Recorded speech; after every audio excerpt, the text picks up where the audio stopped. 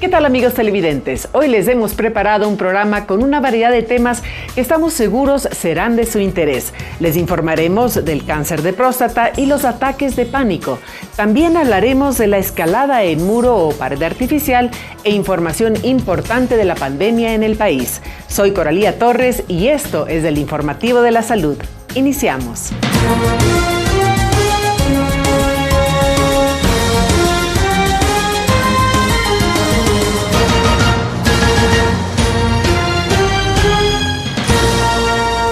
A continuación les presentamos un resumen de la situación actual de la pandemia en Ecuador y las medidas tomadas en los últimos días en relación al aumento de casos de COVID-19. Veamos.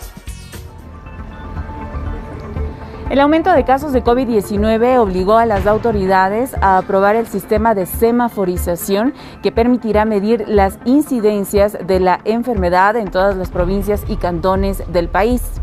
La decisión fue tomada debido a que los contagios han crecido exponencialmente. Tal es así que de 4.000 contagios registrados en la semana de Navidad, en la penúltima se ha llegado a los 42.000 casos positivos. De acuerdo a este sistema, 193 cantones del país se encuentran en semáforo rojo, 26 en amarillo y solo 2 en verde. Es fundamental que entendamos que veníamos creciendo desde hace 3 semanas al 100%, después al 200% y hoy hemos crecido al 300%. Imagínense que si crecemos en esa tendencia la semana que viene, es decir, estaríamos teniendo una cantidad de contagios bastante compleja. Lo que no queremos es, obviamente, que haya mayor severidad, digamos, en los servicios de atención, sobre todo de capacidad hospitalaria. Las competencias que hoy, vuelvo a insistir, el teletrabajo tiene que acogerse también a este sistema de semaforización. La educación, la resolución que se ha tomado el día de hoy es para todo el país. Quito pasó de alerta naranja a roja el pasado martes con las siguientes restricciones que regirán hasta el próximo 25 de enero. El transporte público operará con el 50% de aforo en horas pico, al igual que en centros comerciales, mercados, restaurantes sin terraza y entidades bancarias. Cines y teatros deberán regirse a un 30% de capacidad máxima. Las clases presenciales están suspendidas, no se permitirá el consumo y expendio de bebidas alcohólicas en espacios públicos y la ciudadanía no podrá acudir a discotecas, bares o afines. El Ministerio de Salud ha advertido que la situación es complicada debido a que un 82% de camas en UCI están ocupadas y un 58% en hospitalización general. La positividad de las pruebas de detección pasó del 10% en diciembre al 46% en las últimas semanas.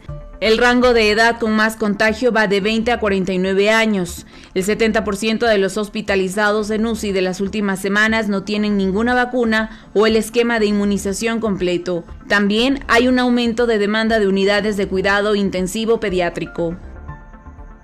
Este número de contagios es el más alto que hemos visto desde el inicio de la pandemia. Es una tendencia que se está dando a nivel mundial por la combinación de la variable Omicron de alta transmisibilidad y las reuniones, las fiestas, las aglomeraciones de inicio del mes de diciembre, Navidad y Año Nuevo. El crecimiento en el número de casos semanales, este número de casos semanales, el aumento se observa en todas las provincias con mayor énfasis en cuanto al número en la provincia del Guayas. El número de casos nuevos aparece en todos los grupos de edad, en todos los grupos, incluyendo los menores de 1 año hasta los mayores de 65 años. El Ministerio de Salud realiza gestiones para la expansión de camas de hospitalización y cuidados intensivos. El objetivo es satisfacer la demanda de atención de pacientes con y sin COVID-19. Además, se han habilitado más de 1.000 puntos en todo el país para la realización de pruebas PCR. Son centros de salud, hospitales básicos y generales. Las personas que presentan síntomas como tos, fiebre, dolor muscular, otros o que tienen sospechas, pueden acercarse a estos lugares a nivel nacional. En Quito hay más de 100 puntos habilitados para este proceso. Janet Yar, responsable de vigilancia de la Coordinación Zonal 9 del Ministerio de Salud, nos da más detalles de la situación actual en la capital. Se acercan los usuarios e inmediatamente pasamos al triaje. En el triaje se toman los signos y síntomas y también se le hace una entrevista al usuario. Si cumple los criterios, pasamos a realizarle las pruebas rápidas o pruebas de PCR y posterior, si sale positivo, se le vuelve a tomar los signos y de ahí recibe una atención médica para ver que si cumple criterios para su casa o tal vez requiera un nivel de atención más que el primer nivel. Para las pruebas rápidas que tenga síntomas respiratorios.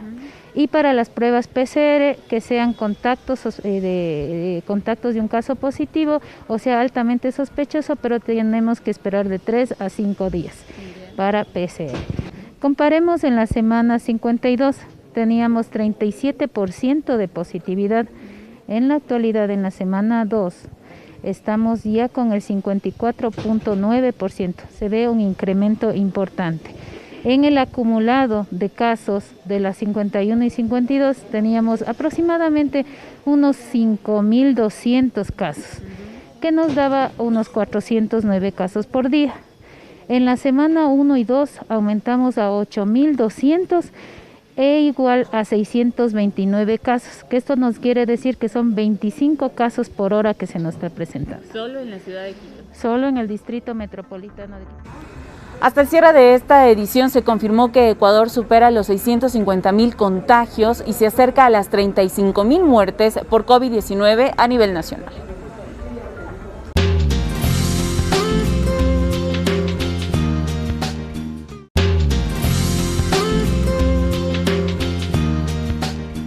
Hablar de cáncer de próstata es hablar de una de las enfermedades más frecuentes entre los hombres que superan los 40 años. No existe una fórmula para evitar el cáncer de próstata. Sin embargo, la ciencia ha concluido que una vida saludable y un diagnóstico oportuno son las dos maneras de combatir el cáncer de próstata. Se lo informamos a continuación. El cáncer de próstata es el tumor más frecuente en varones de la tercera edad. La Sociedad Española de Oncología Médica señala que alrededor del 90% de casos se presentan en mayores de 65 años. La próstata es una glándula localizada delante del recto y debajo de la vejiga. Es del tamaño de una nuez y produce fluido que forma parte del semen. El diagnóstico de esta enfermedad puede darse tras realizarse algunos exámenes, desde un tacto rectal hasta la biopsia, estudio final que confirmaría o no un cáncer. Nelson Paz Di Miño, especialista en urología, nos lo explica a detalle. El tacto rectal es un examen complementario, no es el más definitivo ni el mejor examen. Es la ecografía, se hace una ecografía transrectal, un examen en sangre, una toma de muestra en donde es el antígeno prostático específico, el que podría estar relevado y podría ser sospechoso, o en el examen rectal digital, podemos encontrar una nodulación sospechosa de un cáncer.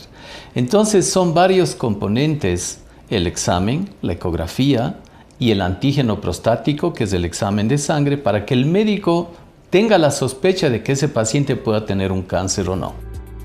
La próstata está compuesta por varios tipos de células que cuando crecen descontroladamente dan origen al cáncer. Los tumores malignos se desarrollan generalmente en las células glandulares. Cuando esto sucede se lo denomina adenocarcinoma, el más común de todos los tipos de cáncer de próstata. Dolor o ardor al orinar, sangre en la orina o el semen, dolor de espalda, cadera o pelvis que no desaparece, son algunos de los síntomas, pero un estudio de la Sociedad Americana de Cáncer advierte que pudiese no existir ninguno durante años. Ningún síntoma, absolutamente. Pero en el examen de sangre aparece un antígeno prostático elevado para su edad y el volumen de su próstata. Entonces, si hablamos de síntomas de cáncer, solamente cuando el cáncer es muy avanzado o metástasis ya establecidas en el paciente, entonces él puede tener síntomas, dolores articulares, pero ya es una fase muy terminal. El tratamiento del cáncer prostático dependerá del estado en el que se encuentre la enfermedad y de la edad del paciente. Se indican 4 niveles para determinar la terapia. etapa 1 o temprana, 2 y 3 intermedia, en el que se confirma o descarta ganglios comprometidos por la enfermedad, y la etapa 4 o metastásica, en donde hay otros órganos comprometidos, según lo explica René Muñoz, oncólogo clínico. Si el tumor está encapsulado y está en próstata y el paciente es candidato a cirugía, es la mejor opción.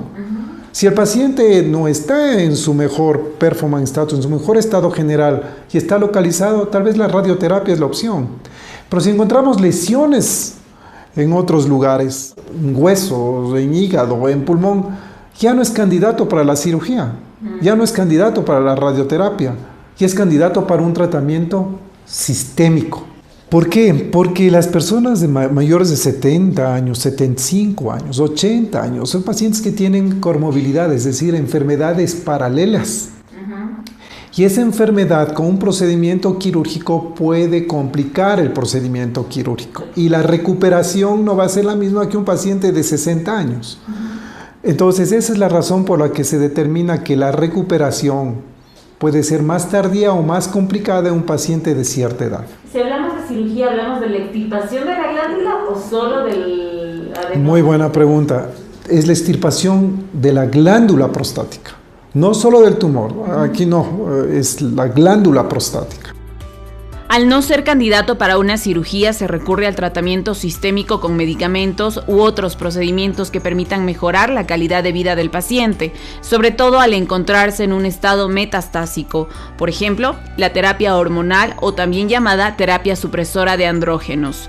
Su objetivo es reducir los niveles de las hormonas masculinas, llamadas andrógenos, en el cuerpo o evitar que las mismas estimulen el crecimiento de células cancerosas de la próstata.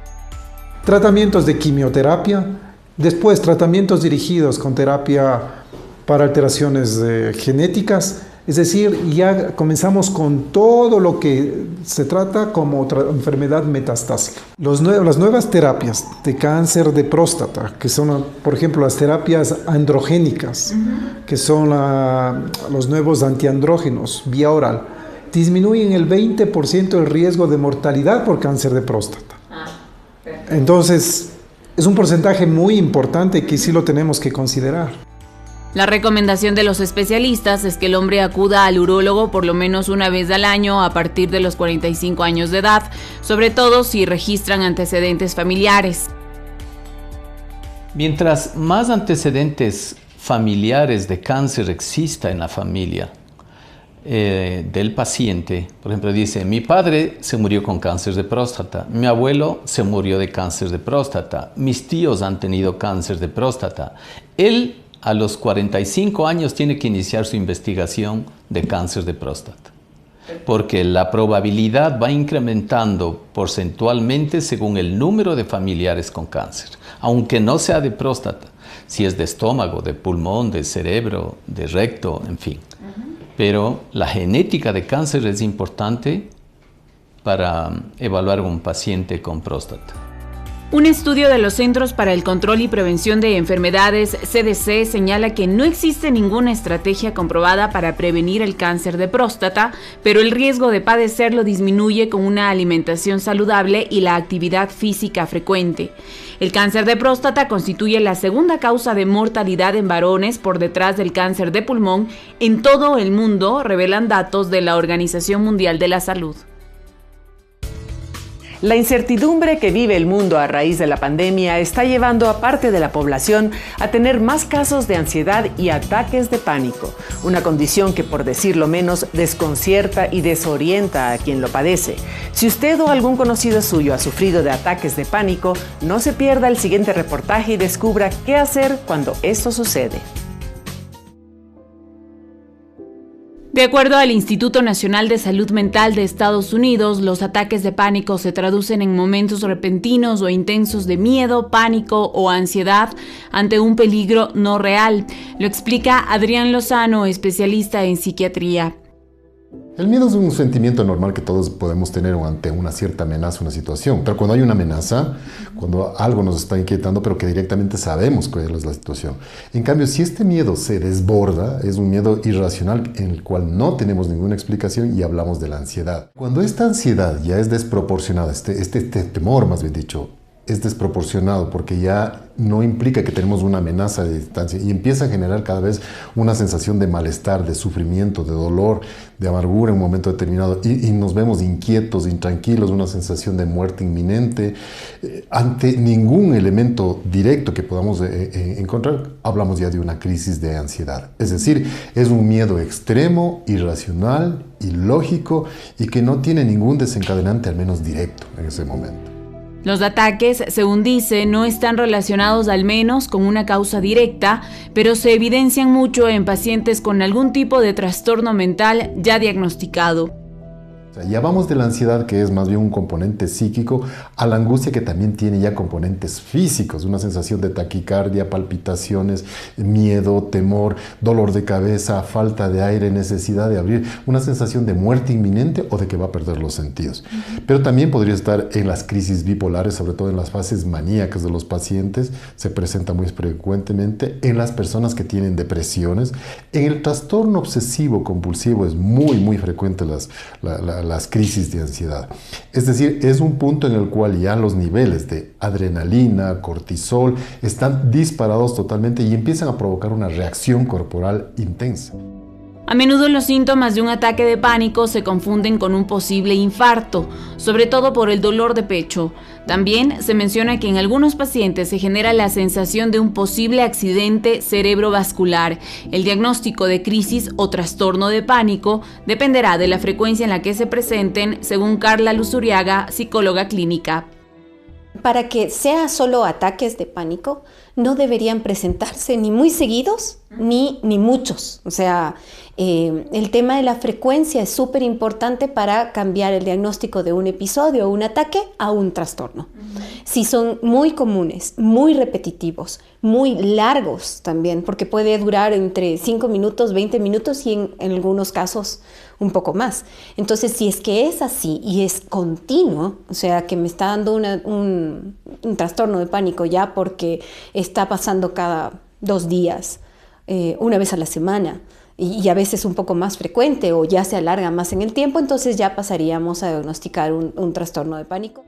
El tratamiento para las crisis de pánico se enfoca inicialmente en sesiones de psicoterapia de acuerdo a la condición del paciente, desde estrategias como la práctica de yoga, meditación, ejercicio, buena alimentación u otros, hasta la terapia cognitivo-conductual, en la que trabajamos efectivamente respecto de las conductas y en función de eso damos las estrategias y vemos si se puede aplicar el cambio conducto que genere la estabilidad, que otra vez el paciente se sienta listo para poder hacerse cargo, digamos, de autorregularse, de sentirse mejor y de seguir manejando su vida diaria.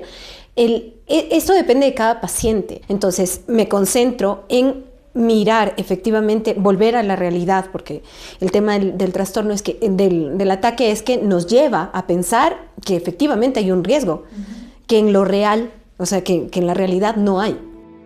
Cuando la psicoterapia no resulta suficiente para estos ataques, se trabaja en conjunto con medicación que puede ser recetada únicamente por médicos psiquiatras.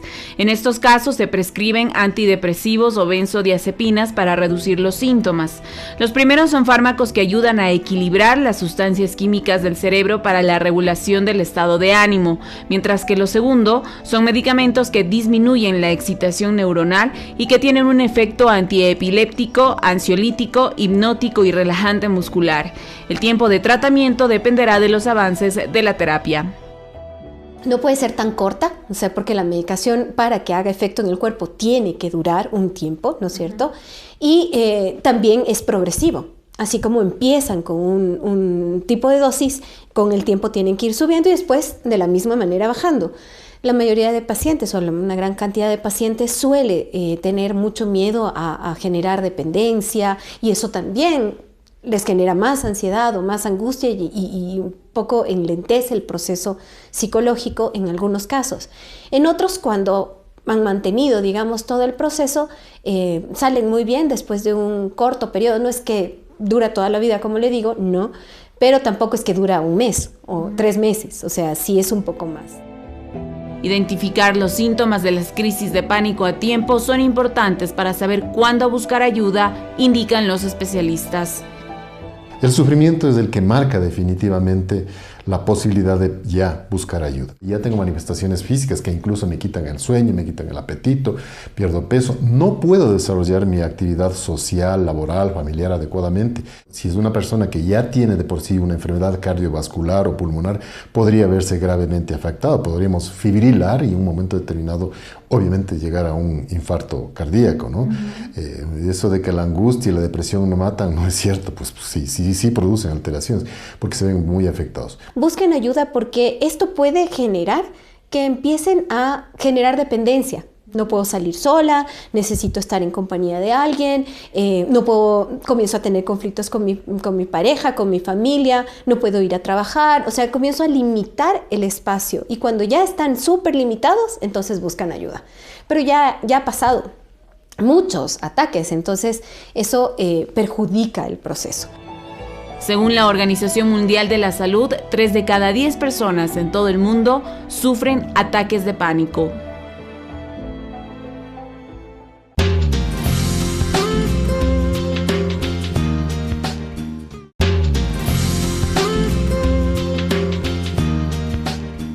¿Quiere probar una nueva actividad física? Les recomendamos que prueben la escalada en muro o pared artificial. Es un deporte que se está haciendo muy popular y puede ser practicado por niños y adultos, donde lo único que se requiere es un espíritu aventurero.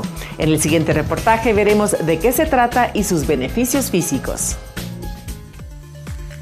Es una actividad que consiste en realizar ascensos sobre paredes o muros artificiales en la que interviene la fuerza física y mental propia.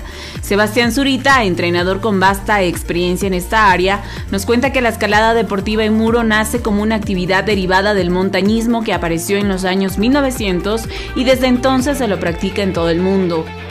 Se trata de ascender por paredes verticales utilizando la propia fuerza, es decir, tus propias manos y tus propios pies. La escalada es considerada quizá un deporte de riesgo, sin embargo nosotros tenemos muchas modalidades de escalada, por lo tanto el riesgo de altura, que es un peligro inminente, nosotros utilizamos un equipo de protección para este caso. Estos muros, también conocidos como rocódromos, están equipados con presas de escalada, fabricadas en material sintético como poliuretano, en forma de agarre o sujeción en la pared, que se utiliza para trepar mientras se apoya contra ella o se aferra a la misma. Tiene varias modalidades. Tenemos la que tú escalas con arnés y cuerda, esta se llama dificultad. Tenemos otra modalidad que es la modalidad de boulder, que es la escalada sobre colchonetas, justamente lo que tenemos atrás de nosotros, ¿sí? Y existe la modalidad de velocidad, que es en la pared vertical, básicamente quien sube más rápido.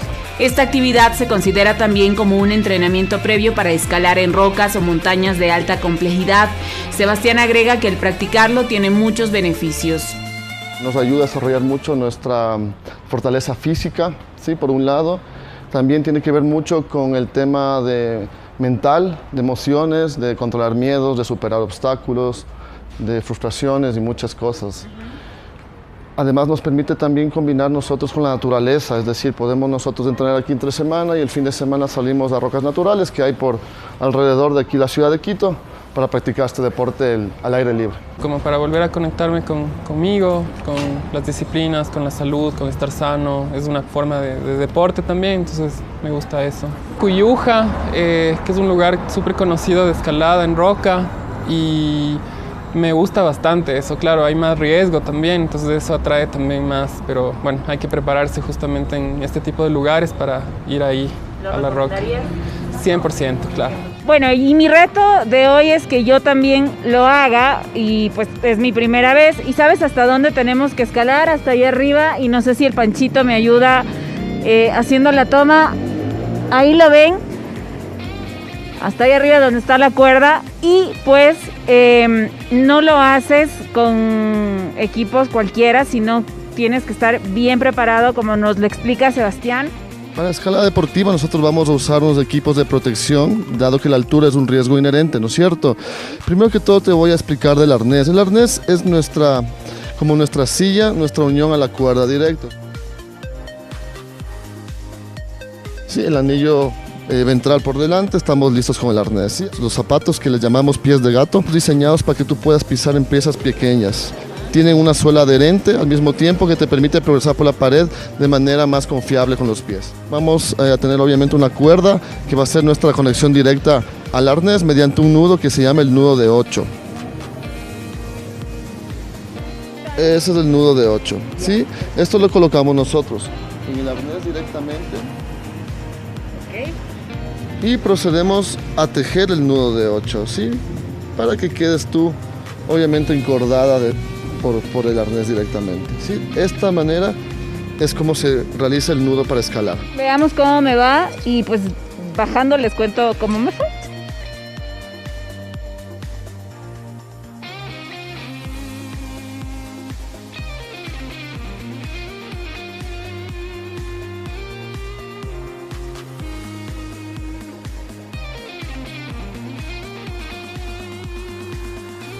Bueno, reto cumplido, lo hice y pues se lo súper recomiendo porque tiene muchos beneficios. Tú ya nos dijiste cuáles eran esos y pues lo puedes hacer solo si ya tienes experiencia o también lo puedes hacer con un instructor. Así es. Tú puedes acceder a un instructor que te va a cuidar y te va a explicar también las técnicas para que tú mismo vayas aprendiendo y puedas desarrollarlo después de manera independiente. Este deporte está recomendado a niños a partir de los 5 años de edad para fortalecer la postura, ganar resistencia muscular y mejorar la concentración en las actividades de rutina. Gracias por habernos acompañado en el programa de hoy. Síganos en nuestras redes sociales como Informativo de la Salud y suscríbase a nuestra cuenta de YouTube. Estaremos nuevamente con ustedes el próximo domingo con más temas de aporte para su salud y bienestar. Hasta entonces.